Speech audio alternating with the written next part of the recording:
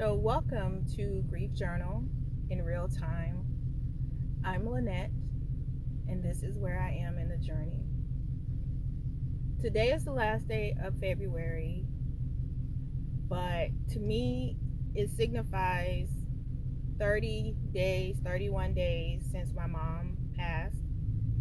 This morning, I shared my journey on Facebook, and I was sad when I wrote, and then as I finished, my spirits were being lifted a little bit. I love that I'm using all my tools, my journaling, being an author, speaking here on the podcast to process my feelings, my internal thoughts. And as I share this with you right now, I really can say that I'm okay today. In fact, I got out of the house. It's a beautiful day. The sun is shining. You would never think it's February. So if you're here driving, this is what real time looks like. I decided the work that I need to do, I want to go outside. So that's what I'm doing. This morning when I woke up, I immediately knew what today was. My emotions told me, my body told me. And then I laid there on the couch, and I don't know if it was just my mind, my heart desiring my mom, but in my spirit, I saw my mom kiss me on my left cheek. So that told me I needed to get up and start moving. And I'm not one that really believes in, people that have passed on visiting me. I just don't. I don't want to open myself up to anything like that. I didn't when my baby passed, and I'm not going to do it with my mom. But that moment was real to me. So for whatever it meant, I thank God for it. How do we get to 31 days past losing our loved one? It's like time speeds up to me. It's like she was just here, and now I'm saying we're at the end of another month. And how did time go so fast? It's just another reminder to me that time does not wait for us. That time is going to continue whether we choose to live our lives, make the decisions that we need to make, leave relationships, choose a different career. Time will continue. This month has been full of eye-opening moments, deep emotion, processing what I feel, validating my own feelings, and in some moments really being okay. I'm grateful that I'm okay in this moment. Have you ever thought about how you would feel if you went through something that you saw someone else go through? When we say, I couldn't even imagine, well, I say I don't want to imagine. Because even though I am grieving my mom, every time I look on Facebook, I feel like there's somebody else that's grieving even deeper. And my heart breaks. It breaks because there are so many people that are hurting from loss of loved ones, from illness, from death by suicide, from accidents, and my heart literally breaks. And it continues to show me that life continues, time continues, and to be kind to ourselves as well as to others. We don't ever know what the person in the car next to us is dealing with.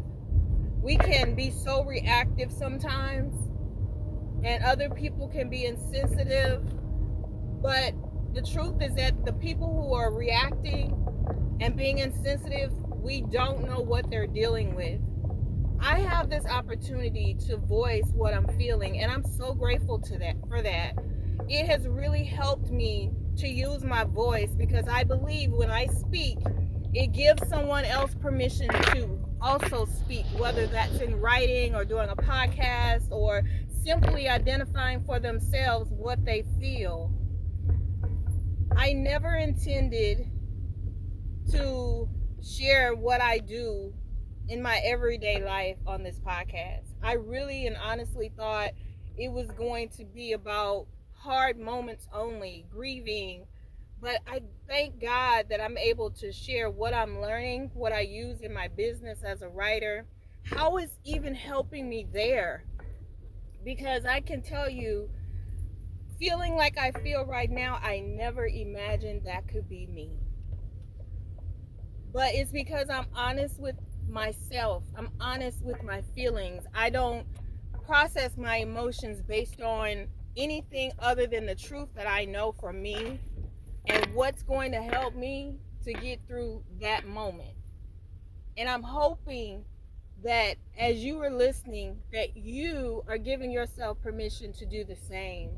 Stating so many times before, and I'll say it again today, that grief doesn't have to just be about death in the physical sense, death of a relationship, of expectations, death of a career, the ending of a career. It's all about transition and change, sometimes abruptly, sometimes you're given a forewarning, you're giving preparation time, and then there are those moments where it just crashes in.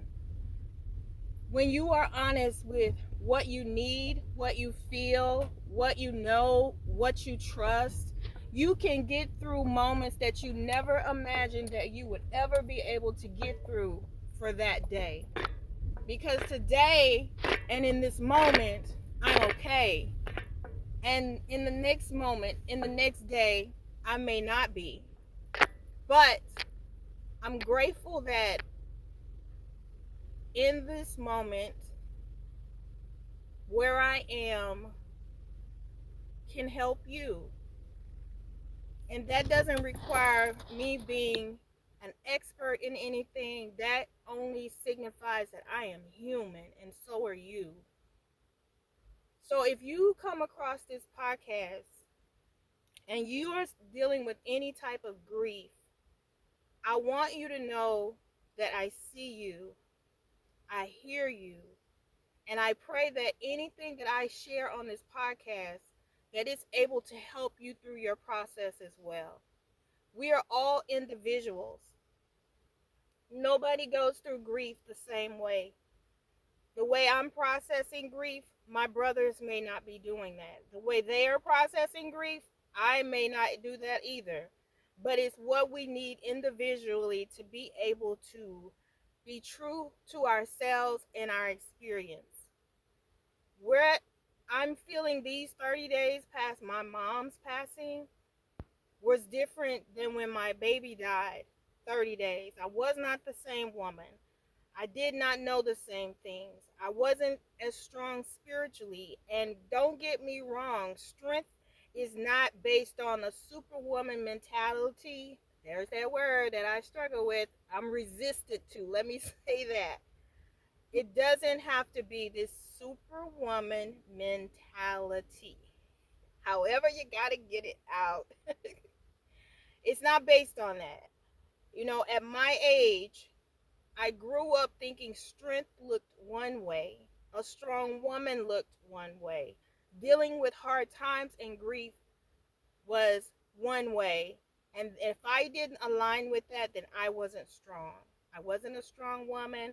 I was weak when it came to dealing with things. But the woman that I know myself to be today knows that self leadership is determining how I want to show up for me.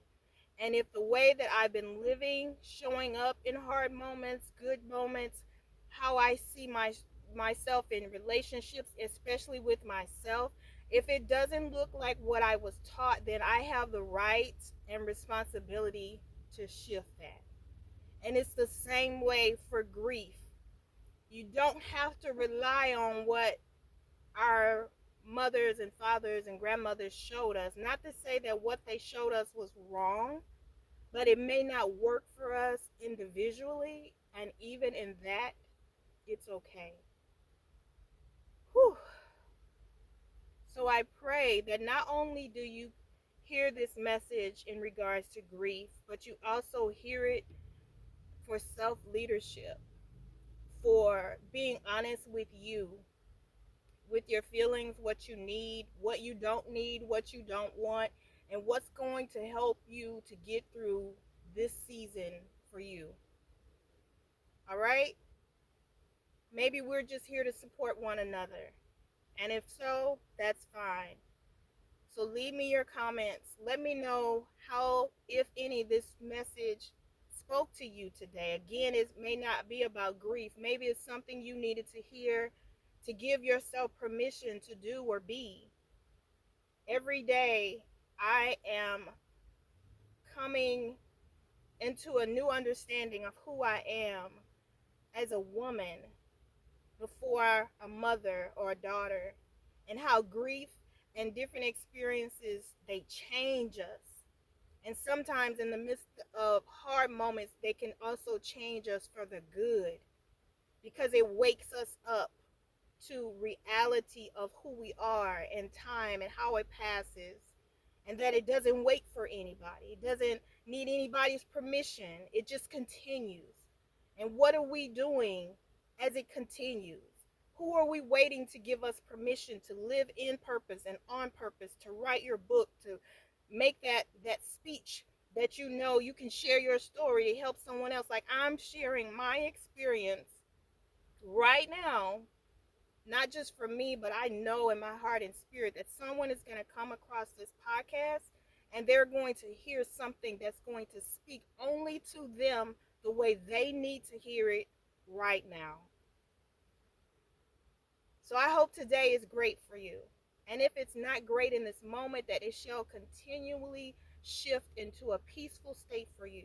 I pray that if you are going through grief of any kind right now, that you know you're not alone, that I see you and I hear you.